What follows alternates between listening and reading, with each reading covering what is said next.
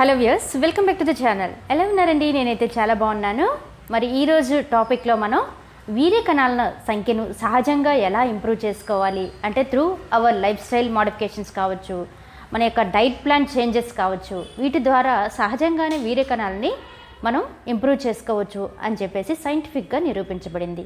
కాబట్టి మీరు ఆ ప్లాన్లు ఏంటి ఆ లైఫ్ స్టైల్ మోడిఫికేషన్స్ అని తెలుసుకోవాలనుకుంటే ఎవరైతే మన ఛానల్ని ఫస్ట్ టైం చూస్తున్నారో సబ్స్క్రైబ్ చేసుకోండి. అలాగే పక్కనే ఉండే బెల్ ఐకాన్ని యాక్టివేట్ చేసినట్లయితే నేను చేసే ప్రతి ఒక్క ఇంట్రెస్టింగ్ అండ్ యూస్ఫుల్ వీడియో మీరు మిస్ కాకుండా చూడవచ్చు.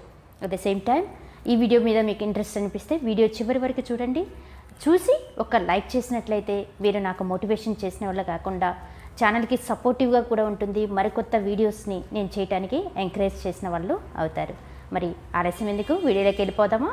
సహజంగానే వీర్య కణాల సంఖ్యను ఎలా ఇంప్రూవ్ చేసుకోవాలి అనే విషయం చూసినట్లయితే చిన్న మోడిఫికేషన్స్, మన యొక్క లైఫ్ స్టైల్ చేంజెస్ మొత్తం కంప్లీట్గా మారిపోయాయి కాబట్టి కణాలని ఈజీగా సహజంగా కోల్పోవటం జరుగుతూ ఉంది. వాటిని రీగైన్ చేయాలి అనుకుంటే ఫస్ట్ స్ట్రెస్ రిలీఫ్ అనేది మన బాడీలో ఉండాలి. ఇప్పుడు ఉండే బిజీ స్కెడ్యూల్స్లో స్ట్రెస్కి ఎక్కువగా గురవుతున్నారు. ఈ స్ట్రెస్ వల్ల వీర్య కణాలని కోల్పోయే అంటే సహజంగా ఉత్పత్తి అయ్యే గుణాలని కోల్పోవటం జరుగుతూ ఉంది. కాబట్టి మీరు స్ట్రెస్ రిలీఫ్కి ఎక్సర్సైజ్ కావచ్చు, మెడిటేషన్స్ కావచ్చు, ఈ విధంగా చేయటం వలన స్ట్రెస్ అనేది రిలీఫ్ అవుతుంది.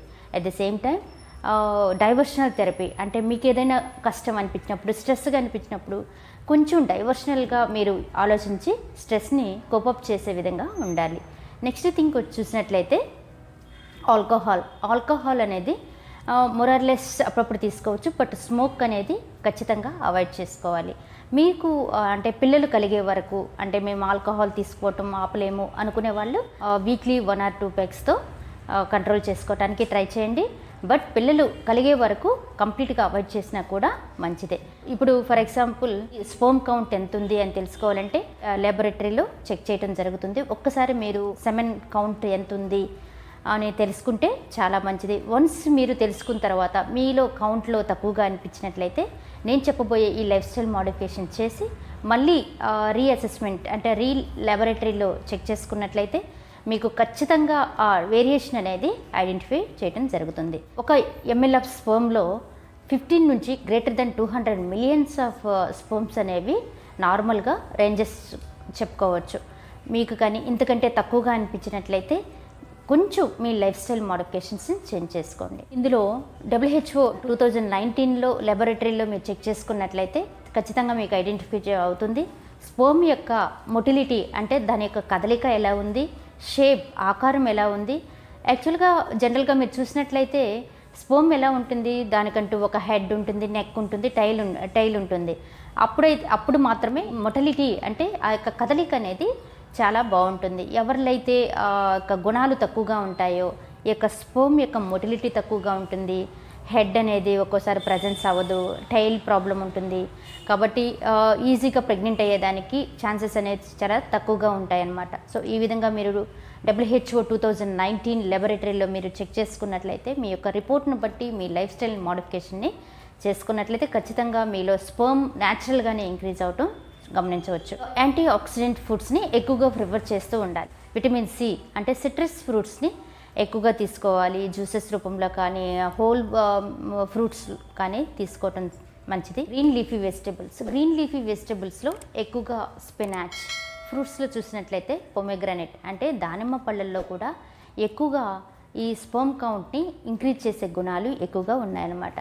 నెక్స్ట్ డ్రై ఫ్రూట్స్లో చూసినట్లయితే మనకి రైజిన్స్ అంటే వెండి ద్రాక్ష అంటారు కదా, వెండి ద్రాక్షలో కూడా స్పర్మ్ యొక్క క్వాలిటీని పెంచే గుణాలు ఎక్కువగా ఉన్నాయి. కాబట్టి మీ యొక్క డైలీ లైఫ్ స్టైల్లో ఈ ఫుడ్స్ని అవాయిడ్ చేసుకొని ఆల్కహాల్, స్మోకింగ్, ఈ baked items and deep fry oily items, junk ఫుడ్స్ని వీటిని అవాయిడ్ చేసినట్లయితే ఖచ్చితంగా మీలో చేంజెస్ న్యాచురల్గానే యాంటీ ఆక్సిడెంట్స్ ఇంప్రూవ్ అయిపోయి స్పర్మ్ యొక్క మొటిలిటీ కావచ్చు, దాని యొక్క షేప్ కావచ్చు, క్వాలిటీగా ఉంటుందన్నమాట.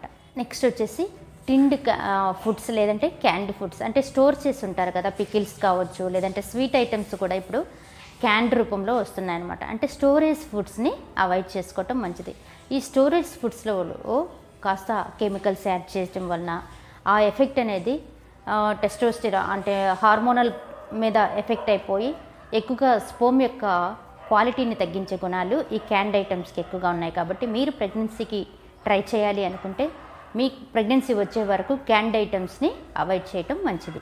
నెక్స్ట్ వచ్చేసి చాలామందిలో చూసినట్లయితే occupational health hazards like cell ఫోన్స్ని లోవర్ పాకెట్లో పెట్టుకోవటం, అట్ ది సేమ్ టైం ల్యాప్టాప్స్ని థైస్ మీద పెట్టుకొని ఎక్కువగా వర్క్ చేసుకోవటం వల్ల రేడియేషన్ అంటే ఆ మ్యాగ్నెటిక్ పవర్ అనేది రీప్రొడక్టివ్ సిస్టమ్ మీద ఎఫెక్ట్ అవుతుందన్నమాట. ఎప్పుడైతే రీప్రొడక్టివ్ సిస్టమ్ మీద ఎఫెక్ట్ అవుతుందో ఆ స్పోమ్ యొక్క క్వాలిటీ కావచ్చు, ఆ యొక్క ప్రొడక్షన్ కావచ్చు తగ్గే గుణాలు ఛాన్సెస్ ఎక్కువగా ఉంటాయన్నమాట. కాబట్టి మీరు mobiles and laptops electronics use చేసేటప్పుడు కాస్త దూరంగా అట్లీస్ట్ 1 మీటర్ ఆఫ్ దూరంలో మీరు మెయింటైన్ చేయటం.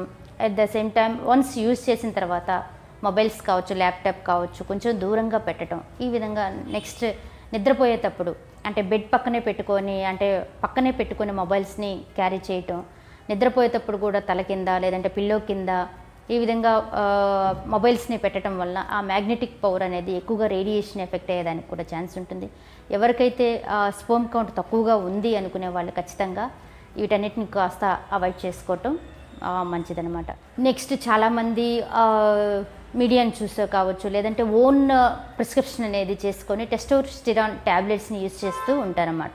ఇలా చేయటం వల్ల ఏమవుతుందంటే డ్రగ్ సైడ్ ఎఫెక్ట్స్ అనేవి ఎక్కువగా వస్తాయి. అలా వచ్చినప్పుడు ఏమవుతుందంటే ఇంకా ప్రాబ్లం అంటే అసలు ప్రొడక్షన్ రాకుండా ఉండేదానికి కూడా ఛాన్సెస్ ఉంటుంది. కాబట్టి ఏ మెడికేషన్స్ అయినా కూడా ప్రిస్క్రిప్షన్ లేకుండా మెడికేషన్ యూజ్ చేయొద్దు. At the same time doctor యొక్క ఒపీనియన్ లేకుండా ఎటువంటి మందులైతే యూజ్ చేయకూడదు. మీకు ఎంతగా మందులు యూజ్ చేయాలంటే మీకు జింక్తో అంటే విటమిన్స్ అండ్ మినరల్స్ ఎక్కువగా ఉండే వాటిని క్యాప్సిల్స్ని యూజ్ చేసినట్లయితే బాడీలో న్యూట్రిటివ్ అండ్ మినరల్స్ అనేవి మెయింటైన్ అవుతూ క్వాలిటీని ఇంప్రూవ్ చేసేదానికి అంటే స్పర్మ్ కౌంట్ని ఇంప్రూవ్ చేసేదానికి సపోర్టివ్గా ఉంటాయి. అంతేకాని అన్నెసరీగా testosterone tablets hormonal pills use చేసి హెల్త్ని పాడు చేసుకోకండి. మీకు ఏదైనా ఇలా తక్కువగా అనిపించినట్లయితే అంటే మ్యారేజ్ అయ్యి 3-4 ఇయర్స్ అయినా కూడా పిల్లలు లేరు అనుకునే వాళ్ళు ఖచ్చితంగా లెబొరేటరీలో WHO 2019 ల్యాబ్లో మీరు టెస్ట్ చేసుకున్నట్లయితే ఖచ్చితంగా ఆ రిపోర్ట్ను బట్టి నేను చెప్పిన ఈ టిప్స్ని పాటిస్తూ మీరు చక్కగా కోపప్ చేసినట్లయితే సహజంగానే వీర్య కణాలని మనం ఇంప్రూవ్ చేసుకునేదానికి అవకాశాలు ఎక్కువగా ఉన్నాయి. మరి ఓకేనండి, ఈ వీడియో మీకు నచ్చినట్లయితే లైక్ చేయండి, షేర్ చేయండి, సబ్స్క్రైబ్ చేయడం మాత్రం మర్చిపోకండి. ఈ టాపిక్ మీద ఏదైనా డౌట్స్ ఉన్నా, క్వరీస్ ఉన్నా కమెంట్ సెక్షన్లో తెలియజేయండి. Thank you friends, thank you for watching this video.